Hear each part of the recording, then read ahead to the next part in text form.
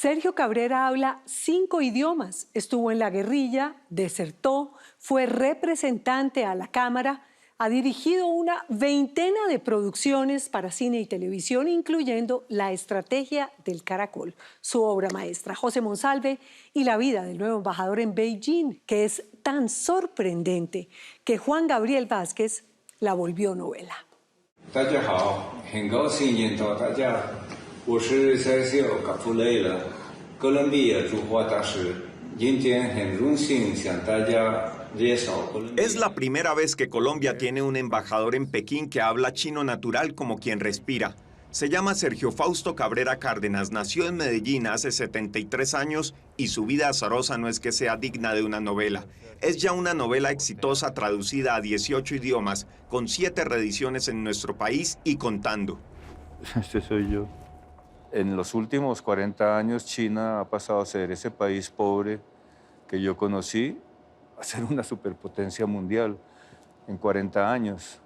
No solo China, o sea, también Corea del Sur, también hay otros países asiáticos y todos se basan en el desarrollo de planes a largo plazo. Ese país inmenso y pobre que Cabrera conoció siendo un niño es ahora una superpotencia que le planta pulso a Estados Unidos.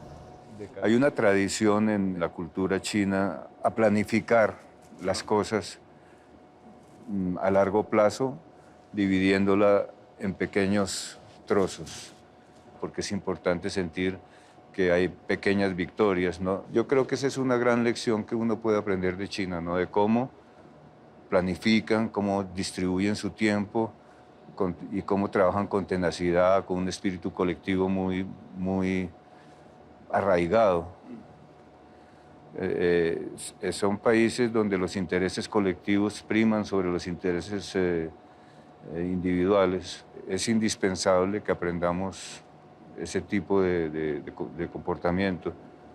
El ahora embajador es hijo de Fausto Cabrera, un actor y director español quien llegó a Colombia en 1945 para quedarse. Comunista, español, muy estricto, muy autoritario, muy hábil para convencernos de que lo que él quería era lo que nosotros queríamos. Era un gran actor. Fausto Cabrera se casó con Luz Helena Cárdenas en Medellín y en 1950 tuvieron a Sergio y 2 años después a Marianela. Y mi madre buscaba contrarrestar, digamos, esa dureza de mi padre con la suavidad y el cariño de una madre antioqueña. También actriz ella, ¿no? Sí, una gran lectora, me transmitió a mí el amor por la lectura. A los 10 años a Sergio le regalaron una cámara fotográfica y desde entonces supo que quería dedicarse al cine. Yo no estudiaba, pero era la hija de Fausto Cabrera, entonces yo pasaba todos los años. Y Sergio era malo como él solo. Mejor dicho, Sergio, si no nos vamos para China, yo no sé qué hubiera pasado con Sergio, porque yo sí era juiciosa, pero el necio era él. Entonces lo metió mi papá interno a un colegio y se le escapaba del internado por la... no, es un desastre. Entonces mi papá dijo, nos vamos para China y nos fuimos para China. ¿Qué edad tenían ustedes? Yo iba a cumplir 10 años y Sergio 12. Era 1962. Fausto fue invitado por la República Popular China para que impartiera clases de español allá, en los confines del mundo. Después de 10 días aterrizamos en Pekín y yo me acuerdo que yo de la ventanilla del avión veía campos de trigo al lado y lado de la pista. Me pareció extraño. De pronto llegamos al aeropuerto y el aeropuerto era más o menos del tamaño del planetario de Bogotá. Yo sentía que habíamos llegado a un pueblito comparado con Bogotá. Pues hoy en día el aeropuerto de Pekín es el más grande del mundo. Ese es como los saltos gigantescos que se han dado en China en estos últimos 40 años o así. La primera impresión del niño Cabrera en China fue la de ver la pobreza general. En los primeros días recién llegados, haber visto con mi madre, cuando salimos a pasear, gente con un palito de bambú en la mano haciendo cola y era cola para arreglar los cepillos de dientes, porque como no había cepillos de dientes... ¿Arreglaban los cepillos de dientes? Arreglaban los cepillos de dientes. O sea, era un país muy pobre y eso me impresionó. Pero al mismo tiempo también me impresionó que era un país muy igualitario. Todo el mundo no había ricos ni pobres, todo el mundo era muy igual. En China, Sergio interiorizó por igual la disciplina, el idioma y la ideología. Al tercer día de llegar a China ya no sabíamos todas las groserías en chino. O sea, y a los 3 meses al colegio, y perfecto, o sea, éramos niños y eso entra solo. La diferencia entre Sergio y yo es que Sergio sí se dedicó a estudiar chino con la Revolución Cultural, a conocer el chino antiguo, a conocer la escritura, a hacer escritura con el pincel, pero Sergio es un genio con el chino. Al cabo de unos años, los padres de Sergio y Marianela regresaron a Colombia. El plan era que ellos siguieran allá y cursaran la universidad, pero las cosas no ocurrieron así. Cuando mis papás se vinieron, ya había empezado la Revolución Cultural, pero cuando ya estábamos solos allá, cerraron colegios, universidades, ya Sergio iba a entrar a la universidad, a mí me faltaba año y medio, entonces quedamos como volando. Entre 1966 y el 76, China fue estremecida por la Revolución Cultural, la insurrección violenta de Mao Zedong para preservar el comunismo, aplastando todo lo que le oliera a burguesía y capitalismo. La revolución cultural era una revolución. Se le puedes quitar lo de cultural. Era una revolución en las calles. Durante años no hubo escuelas.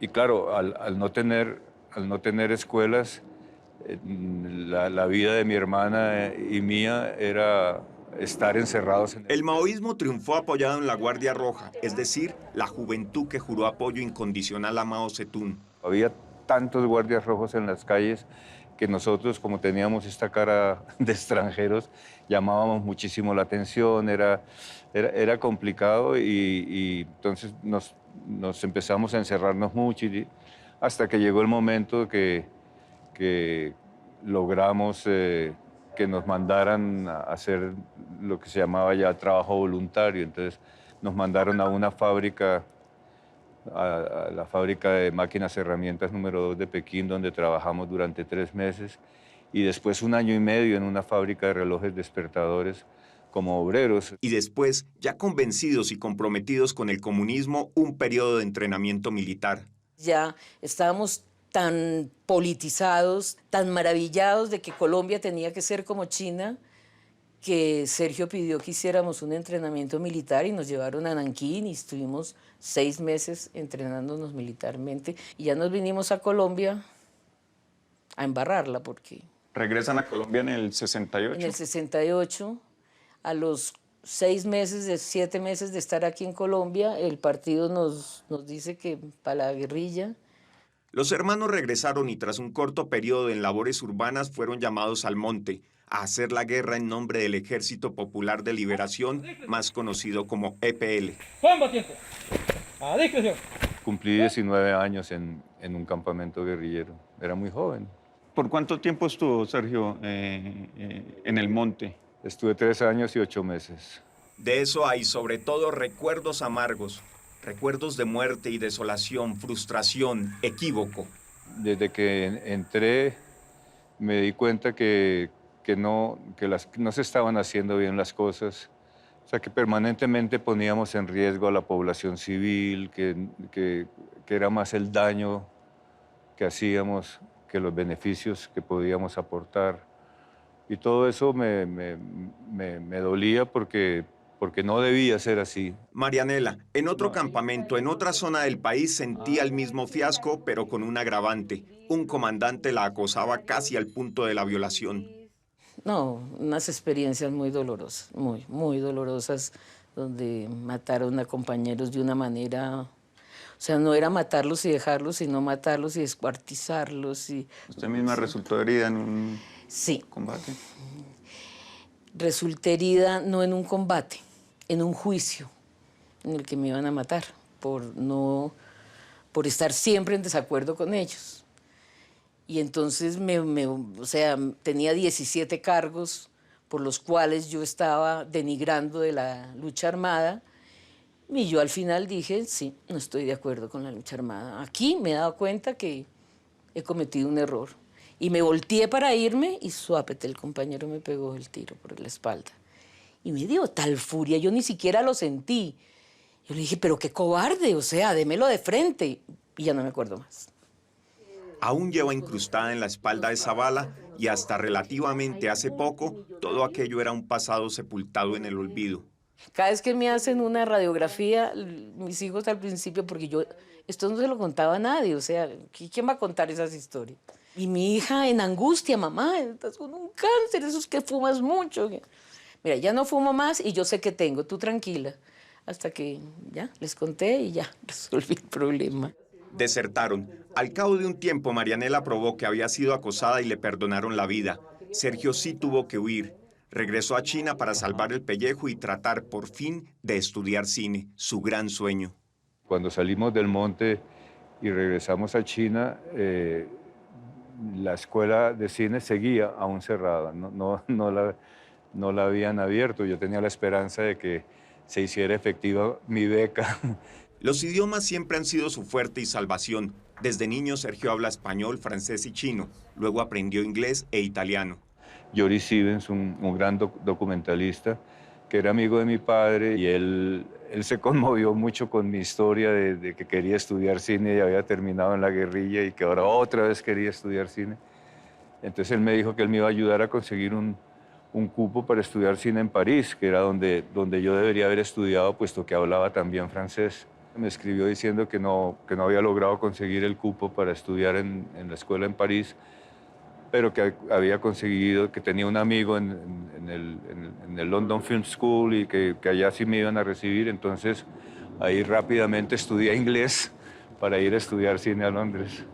Con el título de director regresó a Colombia e inició su carrera como cineasta. Ha dirigido 6 películas, 12 cortometrajes y otros tantos documentales y series. Ha sido director, actor y co-guionista. ¿Qué prefiere, el cine o la televisión moderna? Sin duda alguna el cine. ¿Por qué? Sí, yo creo que el cine tiene un nivel de condensación de las historias muy interesante. Yo creo que las series generalmente lo que están es echándole agua a la sopa. No. La estrategia del caracol, filmada en 1993, ha sido su película más aclamada. Cosechó 15 premios internacionales, pero de no haber sido por el olfato de García Márquez, no se habría terminado, no habría existido. 3 años después, ahí en casa de Álvaro Mutis en México, me dijo, oye, la película esa que ibas a rodar sobre los inquilinos. Él se acordaba. Le dije, sí, la abandoné. Me dijo, pero ¿cómo así que la abandonaste? Uno no puede abandonar una película, eso es como abandonar un hijo, me dijo. Gao. Yo le dije, pues sí. Dice, ¿se puede ver? Y yo le dije, sí. El Nobel la vio, le encantó y en un par de días consiguió con la embajada francesa la plata que faltaba para terminarla. Hola. A finales de los 90, Sergio fue representante a la Cámara y allí conoció a Gustavo Petro. La embajada de China le pidió organizar una delegación que fue invitada a conocer el país. Me vio en acción, hablando en chino, con ministros, con la gente. Para mí China es un país como si llego a Colombia. Es un país, tengo amigos, conozco. Claro. Yo creo que el presidente Petro, cuando ya salió elegido, debió haberse acordado de eso y quizá por esa razón es que me propuso ser el embajador de Colombia en China. O sea que originalmente usted llevó a Petro a China y ahora Petro lo pone en China a usted. Sí. Pero antes de su designación como embajador, ocurrió el boom del libro de Juan Gabriel Vázquez, Volver la vista atrás, basado en su vida de película. Era en la época de la pandemia, entonces hablamos muchas veces por plataformas sobre muchos detalles, porque él tenía 40 y pico horas de grabación que habíamos hecho a lo largo de los años, pero ya cuando entró en detalles quería como puntualizar cosas, entonces yo trabajamos bastante durante el año y al cabo de ese año me llegó en papel El impreso. el impreso. Y entonces yo cogí un lápiz y me senté a censurar. Y entonces empecé a leer y al cabo de la segunda o tercera página ya el libro me había cautivado, ya dejé el lápiz por ahí, leí el libro como un lector más que no sabía, sabiendo todo lo que pasaba, estaba cautivado por la forma como lo contaba, por la forma como lo analizaba lo que sucedía. Estuvo casado con la actriz Florina Lemaitre, con quien tuvo 2 hijas. Con su segunda esposa tuvo su tercer hijo y actualmente está casado con la portuguesa Silvia Jardín y tienen una niña, Amalia. Yo siempre he tenido como el deseo de servir al país, o sea, lo he intentado por las malas y por las buenas. y me pareció que realmente valía la pena. No es que sea un sacrificio, al contrario, es un privilegio, pero me pareció que valía la pena dejar por un tiempo el trabajo cinematográfico e intentar prestarle al país el servicio que me estaban proponiendo. 哥伦比亚驻华大使卡夫雷拉。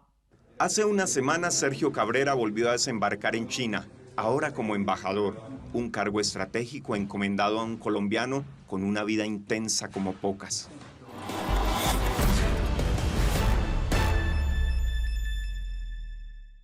A Juan Gabriel Vázquez y a Sergio Cabrera les han hecho propuestas para adaptar la novela Volver la vista atrás a una serie documental.